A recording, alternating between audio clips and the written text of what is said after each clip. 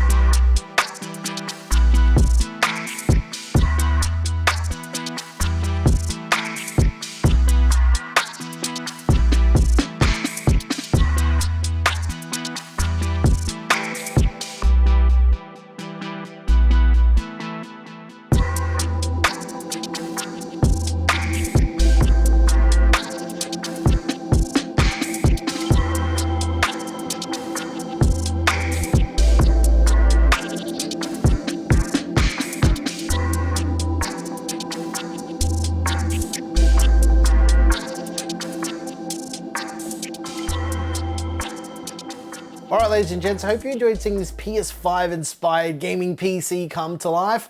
As I said before, I kind of love it. I love how it looks. Now the performance of this thing will actually be quite good as well. We actually did a review of this GPU that we used in this build, and I'll put a link to that in the description, but we'll talk more about that a bit later. With that said, let's talk about the parts that we chucked in here. The CPU is the Intel Core i7-12700K. We put the 12700K on the MSI MEG Z690i Unify. It's a little ITX board. To cool the 12700K, we use the Fantex Glacier One 240 MPH in white, and I actually decided to go with the fans that come with this cooler and also the little halo things you put on top of the fans. And the reason why I decided to use those is it actually gives us a bit better fan clearance for all the cables inside, because when you build in the Meshlicious, you really need to manage your cables, otherwise they're going to end up in the fans. And the RAM is completely overkill. We've got 64 gigs of Corsair Dominator Platinum DDR5 memory at 5200 megatransfers. You don't need this much RAM for a gaming PC, but it looks really cool. You know, that's the other thing with this build. It's got to look cool. For the power supply, we went with the Corsair SF750 SFX power supply. One thing I've got to say about these new Corsair SFX power supplies, or rather the refreshed version of these SFX power supplies, I didn't realize is they have custom sleeved cables now, which is really, really nice. I don't remember them having them before. I bought a bunch of these power supplies over the years and they had those normal, you know, modular cables, but these are so much easier to cable manage now. The GPU we went with is the MSI RTX 3060 Ti Aero. We've done a full review of this GPU, and as I mentioned, there's a link in the description if you want to see the performance of this GPU on our test bench, which is actually probably slower than this machine is. So that'll give you a good idea of the performance and what you're leaving on the table if you decide to use a small ITX GPU like this. Okay. Lastly, the case is the SUPD, or Sunny Side Up Designs Meshlicious. Now what we actually did here was we've got two of the Meshlicious cases. We've got a black one and a white one, And the idea was to make it look like the PS5, because the PS5 in its default configuration, it has black accents going all the way over the top and white side panels. So I was like, you know what?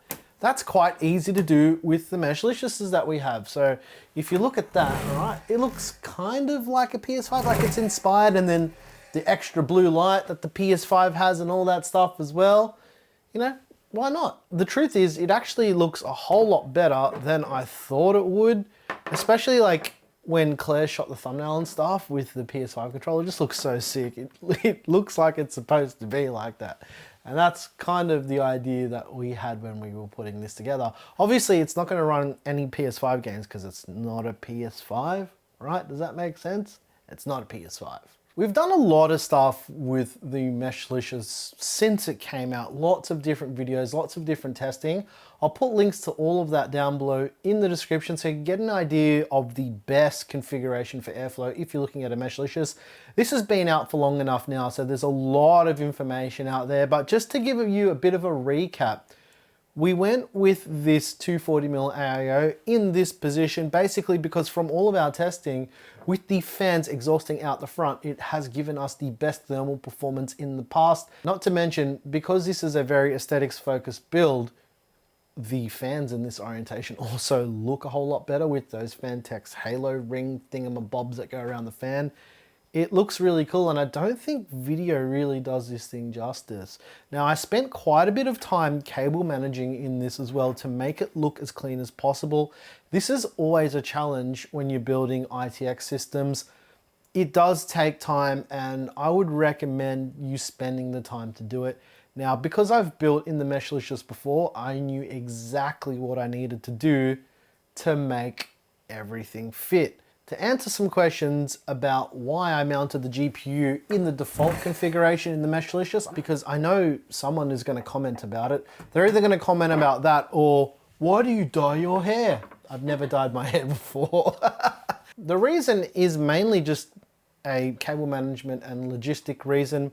So, for instance, if I mounted it in this configuration out the back here, yes, it can fit, but fitting in the cooler would have been a bit of an issue, and running the PCIe power cable as well, it would have looked a little bit ugly, and I figured if I did it this way, it would look as clean as possible, and I'd also need to use a different riser as well, which I just didn't really feel like using. I already had it set up in a certain way, and the only modification I made to the default config for the GPU was I used the mounting holes to raise it up a little bit, just to make it a bit easier to plug in the HDMI cables and the stuff in the bottom here. And I've commented on this in the past, and I've talked about this to death with our Meshlicious videos. The one thing I don't like about this case is the fact that when you plug any display cables into a Meshlicious build, you need to use right-angled cables. You can get away with normal ones, but it's very, very specific. Actually, I think Meshlicious makes feet now to raise the case up a little bit to make stuff easier to plug into. But yeah, that's just one of my concerns with this case, is always plugging in display cables, and it can be quite frustrating. But in this instance, it wasn't really, because we raised it up a little bit, and I didn't want to have to fish out a right-angled cable or whatever. Overall, I really like how this build turned out. It looks so cool in person, and I just wish it would translate to video. Maybe it will for you guys, but for me, after watching the B-roll after I shot everything, it just doesn't look as cool as it does sitting right here. And I hope you guys enjoyed this type of video. If you want to see more inspired type of builds, let us know in the comments down below. I'd be keen to hear your thoughts on that kind of stuff, because this was just like an idea that kind of floated around for a while, and I was like, you know what, let's just do a thing. Let's build it. If you like the music you heard here, you know what to do. Hit the join button. We make all of the music. If you want to go early access, you can head on over to Floatplane. And what else do we say at the end of videos, Claire? Subscribe? Yeah, or don't. It's up to you, but just do it. Ring that bell to get notifications. And once again, thank you so very much for watching. I'm your boy Nick with Gear Seekers. You peek, we seek. And it's time for some cinematic things. And happy birthday, and it's also Bindy's birthday today. Happy birthday, Bindy. Hello. She's not happy. She's not happy about it. Put her on the table. Hey. Okay. Not having it. Happy birthday, Bindy. She's 7 years old today. She's an old girl.